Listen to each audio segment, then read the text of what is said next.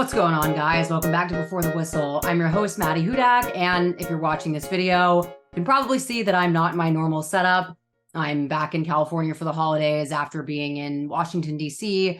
From the 23rd up until Tulane's bowl game at the Military Bowl. I was going to do a preview episode in D.C., and then I got a stomach bug, so we're struggling a little through December and now January, which happy New Year to everyone listening to this, and I really appreciate all of y'all's patience as I get back to my regularly scheduled programming here on Before the Whistle. I'm going to break down a little bit of Tulane's loss to Virginia Tech in the Military Bowl. I'm struggling to parse that much meaning out of the game. At the time of the bowl game, Kai Horton and Justin Ibieta were going to kind of switch off at quarterback, but Justin Ibieta was kind of the one thought to return, with Kai Horton being in the transfer portal at the time of the Military Bowl. And then I believe it was yesterday or the day before, Kai Horton committed to coming back for a next year for Tulane. So I guess you could look at the game film and look at his performance, but as someone that was on the field that entire game, yes, we're used to rainstorms in New Orleans, but that was probably the worst rain that I've been in a long time. We really haven't had that many actual rain delays at Yeoman for, all the talk about indoor practice facility and the importance of that. A lot of that is for practice, whereas game day, a lot of stadiums are outdoors and you just kind of roll with it. And we had to roll with a lot of rain in that game. You could see it in the turnovers. You could just see it in the way that Tulane was really unable to get a lot of things going on offense, and really having such a mobile, large quarterback on Virginia Tech's end, to me, was kind of the end-all be-all of this game. And when you look at all of the opt-outs for this game and all of the coaching staff changes, it does beg the question of what is kind of the long-standing point of these bowl games, not to diminish the importance of them, especially when we think about Tulane a few years ago and the idea of just kind of getting to that bowl game hump of those 6-win seasons, and then having that 2-10 year kind of bringing everyone back down to square one.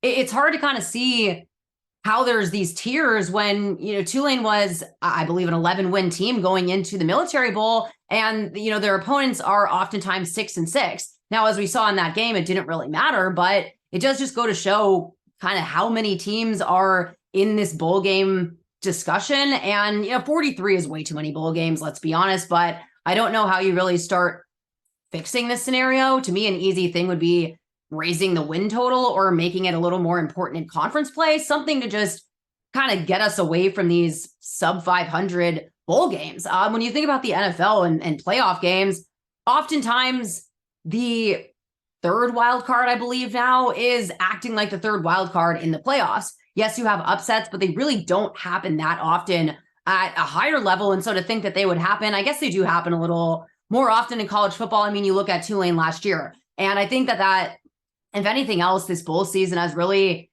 kind of showed me how impressive it was that Tulane was able to accomplish what they did last year and win the Cotton Bowl. It's easier said than done, and Liberty, unfortunately, kind of got a taste of the easier said than done component when they got pretty bulldozed by Oregon in, I believe it was the Fiesta Bowl.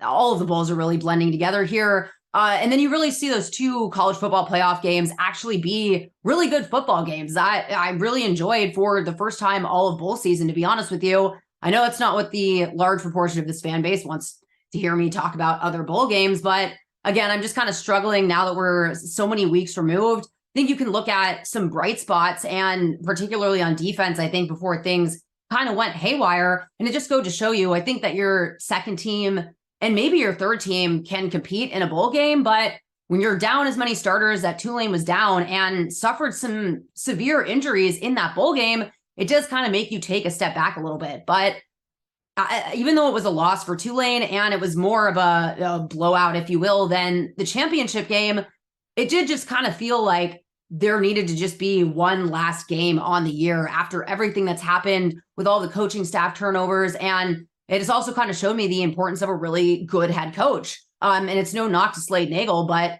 you can see the difference between an 8-year head coach that has taken Tulane to the greatest heights that it's seen in a long time in Willie Fritz. And it's not just having an interim head coach, it was having an interim defensive coordinator. And that defensive coordinator previously being kind of the defensive back anchors coach for the team, You have JJ McCleskey on the defensive staff to be able to kind of sub in at that position group coaching. But, Nick Anderson, shout out to Nick Anderson, because when you look at this game, one of those really serious, unfortunate injuries that I don't have any information about was Jesus Machado going down fairly early and it not looking that great considering he never re-entered the game thereafter. But that next man up mentality is probably best displayed in that linebacker group for Tulane, where Tyler Grubbs and now Jared Small have stepped up and filled really big shoes to fill. When you look at the fact that they're replacing Nick Anderson and Dorian Williams already, and then replacing Corey Platt after he goes down in the season opener. He won't be returning next year. He's going over to Houston. But the idea that Tulane just has a farm of linebackers and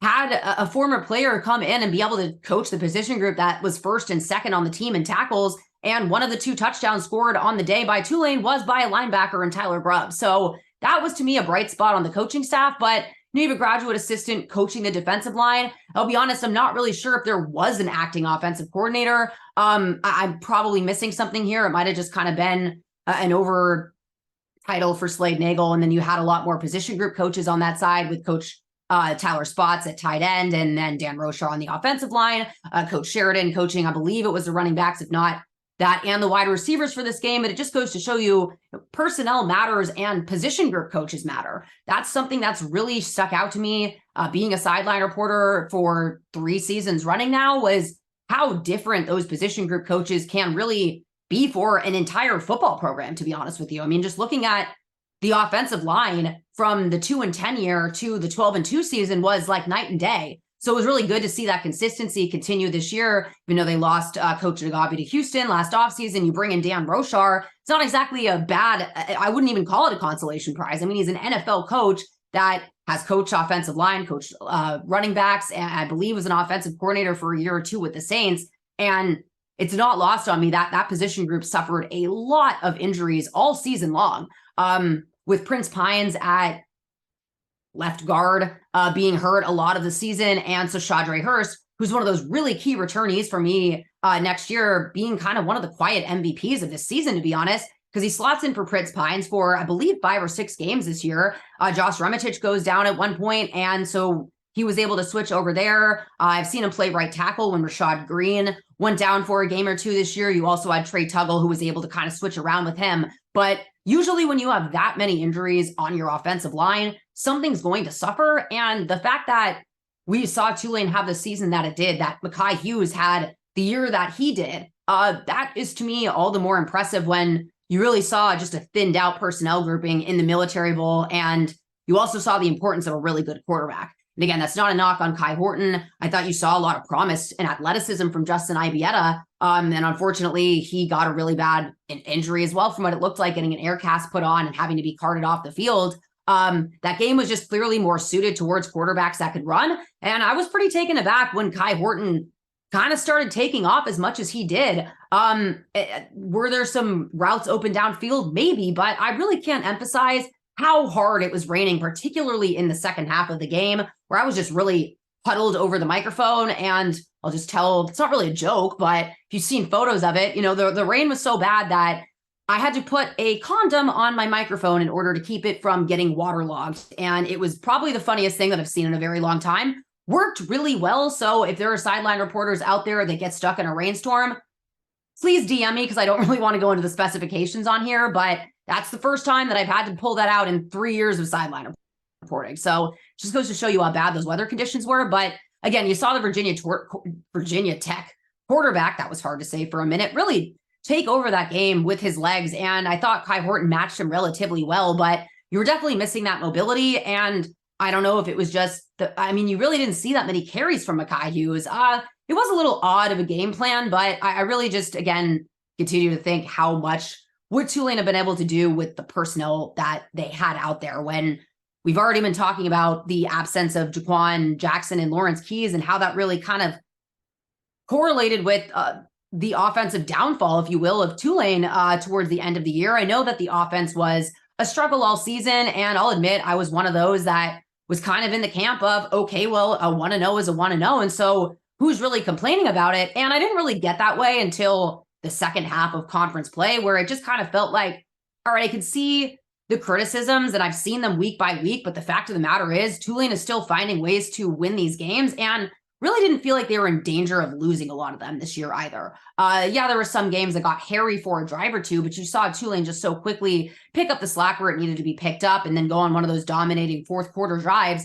Not a very pretty season, to say the least, and it is one that is really operating on a margin, razor thin margin for error. And that really wasn't one that they had that much personnel to be able to afford, but it worked until it didn't. And sometimes that's just football. There can be a team that you're looking at that would go to the Super Bowl, like the 49ers, for example, the year that Nick Bosa and all of those guys went down in that week 2 game for the entire year. And you look at all the injuries to quarterbacks in the NFL and how different this season has really gone compared to other ones, where I'm almost half checked out of it. And then I find myself kind of turning into like a true sicko football game, like the Lions and the Cowboys game the other night, where it was just so much insanity. But I think a lot of the insanity is covering up a lot of bad quarterback play by nature of the fact that half the quarterbacks in the NFL are injured right now. And a lot of backup quarterbacks are injured right now. With all the conversation about Michael Pratt going on to the draft or staying, transferring, what have you, I never really saw any point in a guy that plays like Michael Pratt. God bless him. I can't wait to see what he does in the NFL. But, you can't tell him to just slide or run out of bounds. If he thinks he's going to get the first down, he's going to go for it. And then looking at how all of the injuries in the NFL, I think every team has to look at not just their backup, but QB3. And a lot of teams are on QB3 right now and have to go find QB4 off the street. So looking at all of the quarterbacks on your roster and saying, are we comfortable with this guy leading us to a playoff run if we're able to pull it off, but, leading from week 7 on to week whatever of the season. And I think more than half the teams this year would probably say no. And all teams, even if they're comfortable with that, it's just kind of a really harsh reckoning. I always find it really interesting that quarterbacks backups weren't really a thing. They were kind of the clipboard guys until Sean Payton, and this is another like correlation thing where I'm sure this has been going on for longer and some teams have better quarterback rooms, and it did just seem like such a throwaway. And then the Saints signed Teddy Bridgewater. Drew Brees goes down in week 2, I believe, of that year. And all of a sudden it was, okay, well, you really have to have credible backups on your roster. And then you saw Jameis Winston have to go in for, and Taysom Hill, I can't even remember at this point, for Drew Brees this season following that one. So the Saints, if you're a Saints fan, and I'm assuming there's some crossover here, or how many of their Saints fans are left out there in this fan base, but I think we can all agree that quarterback is the most important position on the field. And by proxy, quarterback too, even though they're not on the field, is probably really high up there in terms of importance of position. All of that tangent to say, this, to me, Michael Pratt going on to the NFL just made so much sense. And for a guy like him, I think you saw him truly battle until the final snap in that SMU championship game where, yeah, if they had a couple extra weeks of rest and depending on the opponent, depending on the situation, maybe some of those guys play in a New Year's 6 bowl game. But I think, well, Tajay was a great example of what playing in a bowl game can do for you. Then you look at guys like Jesus Machado and Justin Ibieta, where, yeah, they're not going on to the draft this next year, but it's just kind of hard to swallow when it's kind of a little bit removed from the season and that idea of just that one last game. Sometimes that's all the games that guys have left, and you never know when is going to be your last game. And so for a quarterback that's already been invited to the Senior Bowl, that was clearly hurting coming off the field of that SMU championship game, yeah, he would have been able to probably run around a little bit, but he was up in the booth. I will say it was really cool to see Michael Pratt come for the game. I saw him up in the press box prior to going down in my rain garb. And, he mentioned he was going to be up in the booth trying to diagnose coverages. But again, there was really just so much you can do when weather conditions really dictate that it's kind of protecting the football. And you definitely saw Tulane get away from that quite a bit. There were some uncharacteristic turnovers. You also had guys like Dante Fleming in situations where they haven't really returned that many kickoffs all year. Was a pun I can't really remember. And then you're doing so in the rain in a bowl game after having just a few reps actually out on the field, doing so all season. It's a really tall task for a lot of these guys. But I think you saw a really good battle in Tulane, and they were fighting until that game ended. And that's really all that you can ask for when the chips are down in this type of situation. And quite frankly, it is kind of one of those things that yeah, we could look at what went wrong, but are we going to diagnose what went wrong on defense? Because, the defensive coordinator for next year is someone that John Summerall's bringing over from Troy, and same goes on the offensive side of the ball. The bright spot, again, would be probably special teams in Valentino Ambrosio making his career long at 49 yards in a downpour, which was awesome. And I always remember him telling me, he started off at Rutgers as a kicker, and it was one of the games we were going to over the last 2 years. I frankly can't remember, but one that had the issue of wind.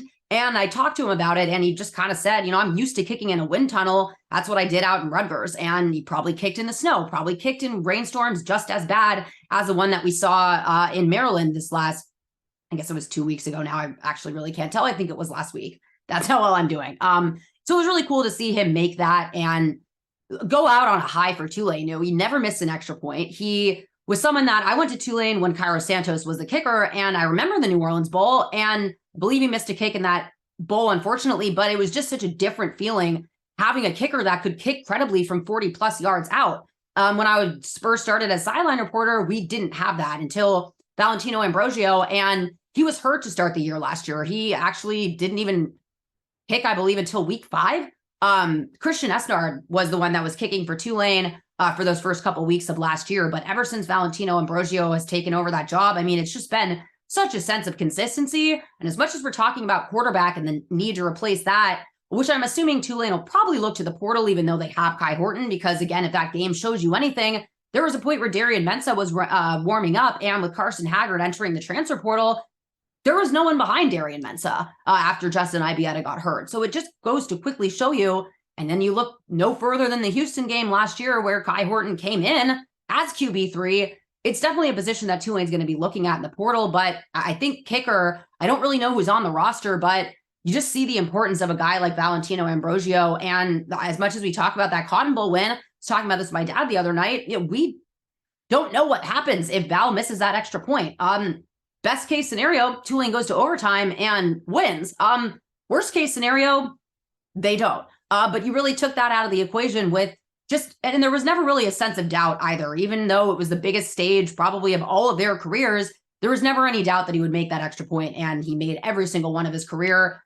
It's been a pleasure watching guys and kickers. To me, it's just really fascinating watching how they move and how they work, because a lot of their work is kind of in their head. And a lot of the time they're just kind of on an island by themselves on the sideline. And so I really enjoyed just getting to know all the different personalities at kicker, and someone like Val, who got really into meditating this last offseason. He actually got me into meditating after talking with him, and that very much cured my insomnia. So thank you, Val. And I highly recommend meditating for people that might need to chill out a little bit out there. But just looking at all the steps he really took towards the mental aspect of the game. And, I would talk to him after injuries and kind of changing his rehab, knowing that a lot of it is kind of things that he probably doesn't need to be doing this often, but it's just this idea of getting those reps in on the sideline. So I've really appreciated just that look behind the curtain at really all positions. But again, special teams, you just kind of get a better look at it. So I'll do a kind of quick recap of what I was able to see in the bowl game. And again, I say that with a serious caveat that it was very difficult to actually see a few feet in front of me towards the end of that game. And then just kind of looking forward to next season, all of the turnover and what to get excited about for the Green Wave. It's easy to hear a promo in the middle of a podcast and think, of course they like the product, they're paid to. Well, if you know me at all, then you know 2 things. 1, I'm truthful, almost and often to a fault. And 2, if I were in it for the money, well, I'd certainly be doing something else. So believe me when I say that I love Blue Oak Barbecue, and I miss it very much. The food, the drinks, the people, the location, yes, all of that. Blue Oak Barbecue has a great selection of your favorites, from the smoker, fantastic sides, and awesome bar specials I can attest to each and every week. So go check them out. Blue Oak Barbecue, 900 North Carrollton Avenue in New Orleans. Or you can visit them online at blueoakbbq.com. All right, I'm genuinely going to start this by reading off of my phone, because I have to just look at the list of people that did not participate in this bowl game, just to really show, I think, how ultimately meaningless it's going to be to really derive that much from this game. You're missing Chris Brazel at wide receiver. You're missing Jaquan Jackson at wide receiver, both of them electing not to participate in the Military Bowl, with Jaquan Jackson preparing for the draft. And Chris Brazel, he was in the transfer portal. I'm not sure if he ended up somewhere yet or not, because this offseason has just been a lot.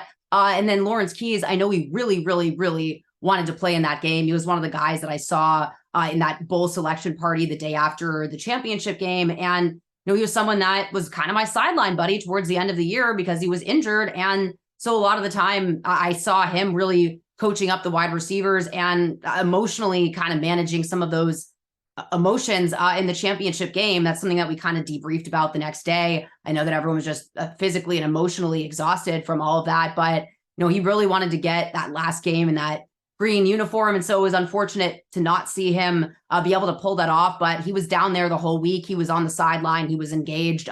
Really all that you could ask for in a leader like Lawrence Keys. Someone alongside Jaquan Jackson, I'm really looking forward to seeing go on to this next stage of their lives in the draft as alongside Michael Pratt and Jarius Monroe, Lance Robinson, Valentino Ambrosio. I know there are a lot of guys that declared for the draft in this last week, and I was looking to kind of make a list, but I'm on my laptop. I'm kind of operating off of a small setup here, so we're doing the best that we can. But just looking at the wide receiver numbers alone without Chris Basil participating in the Military Bowl, because the last couple of weeks of the year, you were missing Jaquan Jackson and Lawrence Keys for Tulane, but you had Chris Brazel, who really kind of picked up a lot of that slack. You had guys like Bryce Bohannon coming in and making some key grabs, guys like Chris Carter, Alex Bauman, that tight end room, really kind of rounding things out there. But I remember I kind of looked at the absence of those guys in the Tulsa game. I think you were missing Keith Brown in that game as well. But just looking at the impact of losing out on Chris Brazel in this bowl game. He led the team in receptions with 44 on the year of Tulane's 229. But then Lawrence Keys was second on the team with 33 receptions. Jaquan Jackson third on the team with 26. And between the three of them, trying to do math while I'm staring at it here, 16 of the 25 touchdowns in the air this year were by those three guys. So that's 45% of the catches all year and a decent amount of the touchdowns as well, all gone in this bowl game. And then you have two quarterbacks. I don't really know necessarily how effective a two quarterback style system is in the long term. I know that we kind of saw some teams use it against Tulane this year, but I kind of struggle to see the ability to build momentum and build a game plan off of kind of going back and forth between two guys. Now, that being said, I think it goes to show that a lot of this bowl game importance is getting some guys reps that haven't had the chance to all year. I think you saw a lot of guys on Tulane's roster kind of come out pretty strong in this bowl game and make some plays when they were pretty far down on the depth chart. You saw guys like AJ Hampton fare really well in coverage. But as you just started to get down the line there, you're missing Darius Hodges on the defensive line. You did have Keith Cooper and Devin Deal in there, even though that they are in the transfer portal. I believe Keith Cooper committed to Houston, Devin Deal committed to TCU at the time. And there was some discourse about allowing those guys to play in the bowl game. We'll kind of repeat the question of who would be playing in the bowl game if you didn't allow the guys in the portal to participate. And then you look at someone like Kai Horton, maybe he doesn't come back if they don't allow him to participate in the bowl game.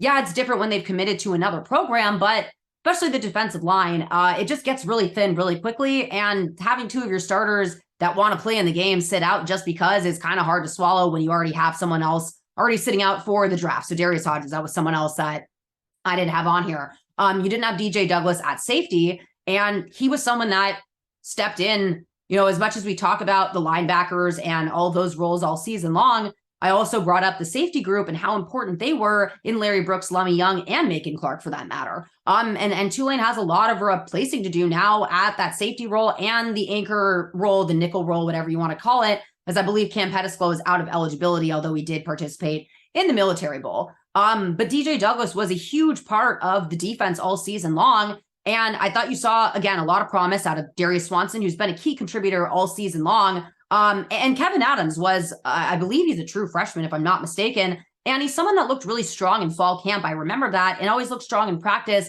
It's just really hard to get those guys out on the field to see reps in the regular season, unless you're kind of blowing out teams. And as we've all discussed, that was not something that Tulane did all season long. But if you want to get in the conversation about how important blowouts are, I guess there's always going to be the what if question for SMU, because that's who I'm going straight towards, where they didn't really do that well in their bowl game either. And they played a team that finished lower than Virginia Tech did in Boston College. And I don't believe that Boston College had their starting quarterback playing. I think Emmett Morehead was in the transfer portal by then. I don't really know who played because I just can't keep up with all these different bowls. But they were a team that blew people out all season long. And yeah, they beat Tulane in the conference championship. They deserve their flowers. But that was really kind of the discourse for me was this is the huge difference between these two teams. SMU has a more prolific offense because they've been in 65-point blowouts all season long.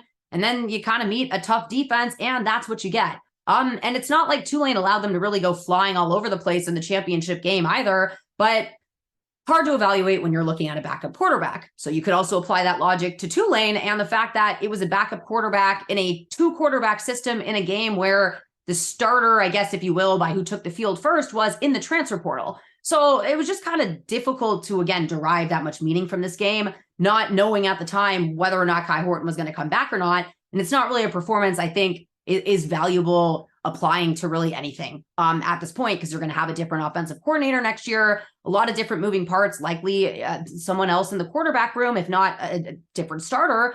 And then you have Alex Bauman, who was kind of wide receiver 1 in that game. He's also in the transfer portal. So Tulane would have been down really bad if they didn't allow Kai Horton to play, didn't allow Alex Bauman or Devin Deal or Keith Cooper.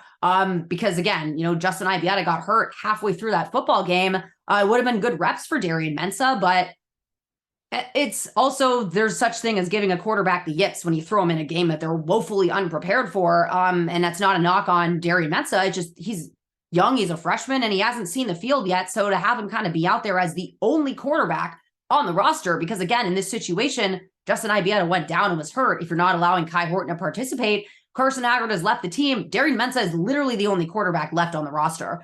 So that position alone, I think, kind of shows why I guess you should let them play, if you will. But you want a competitive game. I mean, obviously Tulane would have liked to come away from that with the win. And I think at the beginning they played really hard.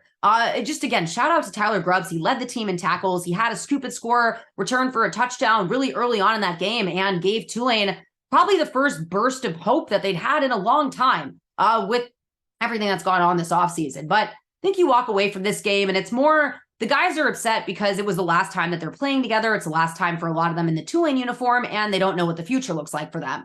It felt different than the loss on the championship game sideline. And again, everyone's going to have different opinions on why that game went the way that it did. I do think it's really, as much as I think the players are extremely mentally tough on this football team, I think it's just a dark cloud hanging over your head of uncertainty of whether or not the guy that you're getting your halftime pump up speech from in the post game is that going to be the last time. It's really hard to just think that that's not on these guys' minds. Whereas this game, you kind of knew this is the last ride for this team and the brotherhood that we have here. And I think Slade Nagel really understood that and handled this little offseason stretch with nothing but absolute class. I don't know if he's going to return to Tulane staff next year, but I wish him the best in whatever he does. Same with guys like Kurt Hester. That was his final game with Tulane. He's over in Houston now. But he stuck it out with the guys. He stayed through the bowl game, and there was really no sense of discontent or hard feelings there. Again, I think all of the mess of the first week of all of this happening when Willie Fritz went to Houston, that's all really, really said and done, and just completely, I think, in the rearview mirror for the head coach of the Tulane football team, which looking forward again is John Sumrall. And if you want to talk about being present, both the athletic director and the new head coach, I mean, for neither of them officially starting in capacity until next year. I mean, I guess John Sumrall's probably started by now, now that the bowl game's over. But I just want to shout out again, David Harris. I had a really nice conversation with him in our little lounge.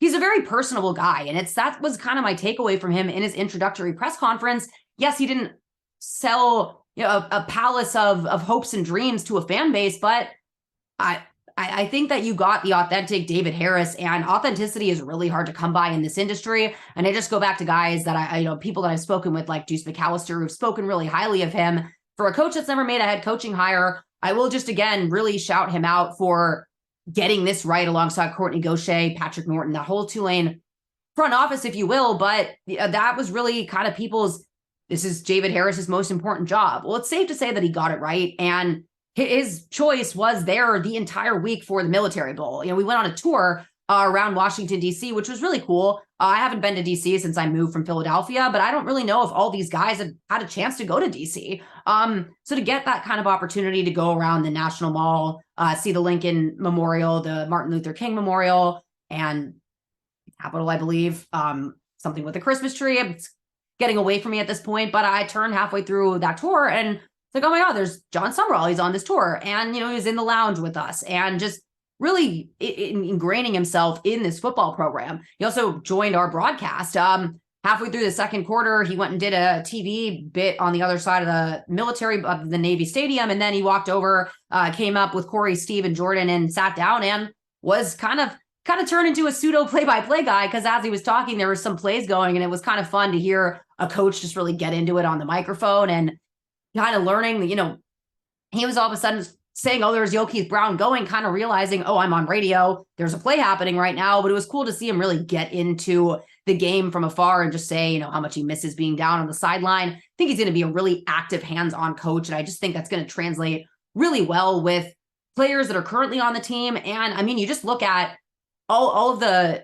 transfer portal offers that went out the last 2 days. I mean, it's New Year's Eve and this coaching staff is out there throwing out offers. Had a really strong recruiting class, and you hear these rumors about these official visits for transfers. I don't know, how accurate or when those things are going to happen, or, an official visit is just an official visit. But I think the fact that these conversations are even credibly happening just says a lot about how John Summerall is viewed, how Tulane is viewed, and how that relationship kind of views one another. And it's really going hard this year, if you ask me. It just sticks out as we were watching the college football playoffs yesterday that there's a good chance that Tulane will be, if nothing else, in the running, if not in the college football playoffs next year. And that's really crazy to wrap your head around. And I think it'll really make this bowl thing a little bit worse, to be honest with you, because once you get those playoff games out of the way, I don't know what the other teams are really playing for, to be honest with you. I guess you could still ask that same question now.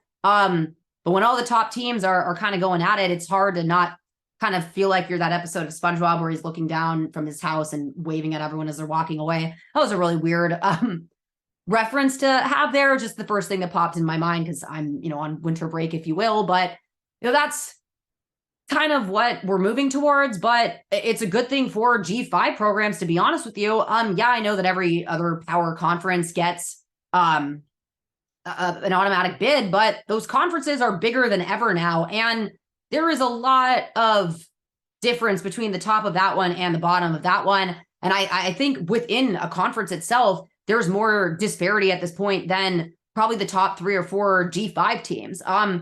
And outside of Tulane, Liberty's going to be in the conversation, even though they didn't have a good bowl showing. They were still that New Year's Six group of 5 representative. But you're probably looking at a strong, another fight by the American Conference. Memphis finishing the way that they did in their bowl game. I believe they allowed 0 rushing yards, which is literally insane. They're going to get some deserved attention. And Tulane has them on the schedule next year. And I believe it's a home game for Tulane because we were there this year. It's how it kind of goes. And we'll be going back over to Navy. It'll be interesting to finally play a military academy. I've really wanted to play one just because it's just fascinating to me how different you have to make a team when you can't, when we were talking about the head coaching search for Tulane, there were some knocks on the Air Force guy because he runs a triple option. He doesn't have an option not to do that. You can't recruit linemen over a certain size for military academies. So they have to completely play a different style of football when everyone else is playing it the way that we all do. And so I just think that's a really fascinating matchup that I'm looking forward to. Seeing some new blood like Temple. I'm avoiding going back to Philadelphia, but just to see some new faces after a really weird season, only just because in terms of conference play, there were a lot of new faces and Tulane faced a lot of them. And it was really hard to get a sense of a pulse check on any of these teams all season long. When you look at the fact that UTSA went like 0-3 to start the year, they had their bye week early on and then just went on a tear in conference play.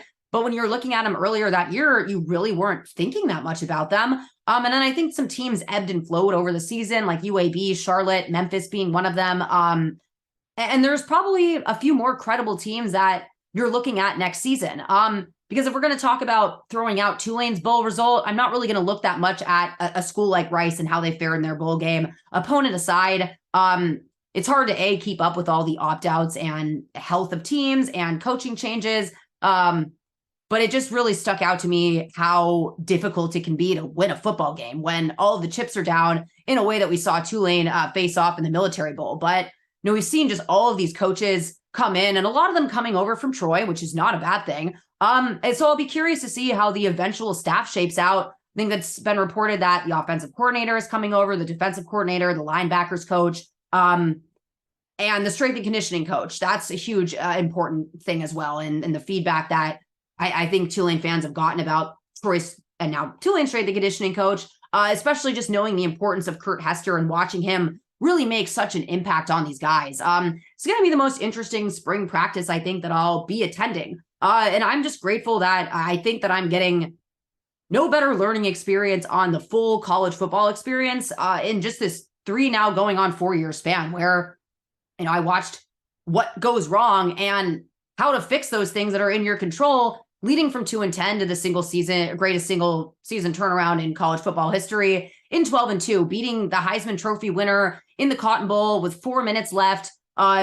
in the wildest all 3 phases of the game possible, with the special teams blunder and then the safety, followed by the drive of Michael Pratt's life with no timeouts left, 1 minute left, and having to make that touchdown and only having Alex Bauman as one of those legitimate receiving options, having Will Wallace and Tyreek James be out before that game started, and then losing Deuce Watts on the penultimate drive. That just really, it continues to look more impressive as you get away from it. And then how do you sustain success? And all things considered, Tulane did so. Yes, they didn't win the final 2 games of the year, but they went 11-3, if I'm remembering this correctly. And it's one, or maybe it's 10-3. I really, truly can't remember at this point. They lost 2 more games than they did last year, but they also had 2 more games than they did this season that I started this on this team, where regular season was over. There was no bowl game, let alone a conference championship. And conference championship is easier said than done to get into back-to-back years in a row. And for that game to still be as close as it was, with all of the things that were going on for that game, and clearly not having health at quarterback or at running back or at wide receiver for that matter, and the defense really putting on the show of the day for good reason. And then seeing in this last game how difficult it is to not have a head coach, not have all of your coordinators when one of your offensive coordinators becomes your head coach. You lose your defensive coordinator and your position group coach at linebacker, your defensive line. It was a ridiculous amount of turnover. And that's not even really getting to the opt-outs and all that, and the guys that were in the transfer portal that elected not to play, like DJ Douglas and Chris Brazzell. So you just still get the sense that Tulane is a group of fighters, and they have a really good core of guys coming back next year. Where I'm struggling to remember all of them. Patrick Jenkins, Angelo Anderson on the line, Tyler Grubbs, Jesus Machado, hopefully his health is there. Bailey Despaney at safety, and then all those younger guys at all those different roles. And then, on offense, Mekhi Hughes being a huge returnee, Shadre Hurst on the offensive line. I don't know how many guys on there still have eligibility left on the O-line. Tulane's going to need to figure out a running back too next year. That's something that really stuck out to me in the last couple weeks of the year. Where granted, they had to find running back 1 this year, and they did so in an incredibly impressive manner in Mekhi Hughes. And again, coming off of the heels of Tajay Spears, find that credible of an RB1 in Hughes and get the production out of him that they did all season long, that's a win. But I was going through these receiving stats earlier. I scrolled through the rushing stats, and Mekhi Hughes led the team with 258 carries and 1,378 yards, 7 rushing touchdowns of the 16 of the year. He is followed up by Michael Pratt, who is the second leading rusher on the team, 98 carries for 236 or 86 yards and 5 of those touchdowns. So that's 12 of the 16 rushing touchdowns on the year by your running back 1 and your quarterback. I know Shotty Clayton Johnson got hurt during the year, so he comes out 3rd on that list. And they did kind of do RB2 by committee to finish the year out, which I found interesting. They started out with that running back competition that we'll continue to go back to on why you should compete and have those types of battles, because we would have never found Mekhi Hughes if not for that. But after finding him, you kind of shuffled around Shedro Lewis, Shotty Clayton Johnson, Arnold Barnes. We saw Iverson Celestine in the bowl game for really the first time since earlier on in the year. But next year, he's going to need a little bit more of a counterpart. And it'll be curious to see what they do at quarterback. Because if you roll with Kai Horton, you're losing a lot of that mobility element that you have in Michael Pratt, who's up there in the rushing touchdown books for Tulane, as well as all the ones at quarterback, which just goes to show how incredible of a runner as well as a passer Michael Pratt truly has been. But it's going to be hard to replace all the facets of this team that has made Tulane so great, and a lot of that coming from the play at quarterback and Michael Pratt. But they find some guy in the transfer portal with some mobility, or find another running back to kind of bolster out that room. I believe the running backs coach of Troy is coming over too, if I'm not mistaken, with Carter Sheridan moving over to the wide receivers. But I am totally in my head at this point. So I'm just going to end this saying, I think that it was an uphill battle to begin with. And the game being as close as it was at halftime was really good to see. But when the weather just really got out there and you kind of had to get by on talent, I believe Virginia Tech had 21 of 22 starters playing in that game. And Tulane was not even close to that. So being the team without your head coach as is, and losing a lot of coaching staff members in those couple of weeks, a lot of them over to Houston as well, some of them over to other schools, like I believe Gerald Chapman going over to Florida. But it just goes to show how much of an uphill battle that late December bowl game really can be, and how much of a mess it is in the age of the transfer portal and these early signing rules and these head coaching changes. It's just good to see that Tulane has the captain of their ship in John Summerall ready to take them into whatever heights they might be into next year. But just seeing all the returnees on this squad, it really goes to show you culture is a real thing. And Tulane has a culture that is going to withstand a lot of this turnover. And I think you've already seen it do so just in those commitments and the way that John Summerall has come in and really moved as such just within the vision of what you want Tulane football to be looking forward to do after coming out of the Willie Fritz era. Let's just say it, we're all juiced up and we're ready for 2024, and I'm ready for spring camp.